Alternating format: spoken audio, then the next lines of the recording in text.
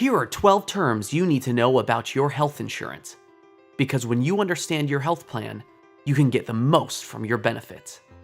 Let's start with the term you see every month. Your premium, simply put, is the monthly bill you pay, or your employer pays on your behalf, for insurance coverage. Payments for your premium do not count toward your deductible. The next few terms are about cost sharing, which are amounts that you have to pay for covered services.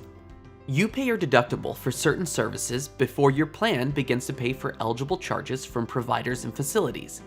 While a deductible is more often paid over a longer period of time, a copay is an upfront fee you pay to a provider or facility for medical services. Depending on your plan, this may count toward your out-of-pocket maximum. If your doctor prescribes medications, you may also need to pay a pharmacy or RX copay, which is an upfront fee for certain types of drugs. Coinsurance is a percentage of charges that you pay a provider or facility. Coinsurance usually applies after the deductible has been met, commonly 80-20 coverage. This means your health plan will cover 80% of charges after your deductible, and you would be responsible for 20% of the provider and facility charges. After your insurance provider has paid their portion of the bill, if applicable, you are left with a specific amount.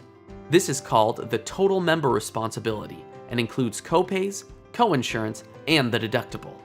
The maximum amount you will pay toward your deductible, copays, and coinsurance is called an out-of-pocket maximum. If you meet the out-of-pocket maximum, eligible charges for most services are covered 100% for the rest of the year. Your health plan has negotiated with participating providers to get a discounted amount for healthcare services, also called the allowed amount. Any dollar amounts that exceed the allowed amount for a covered service are referred to as excess charges. If you are using a participating provider or facility, they will not ask you to pay this amount.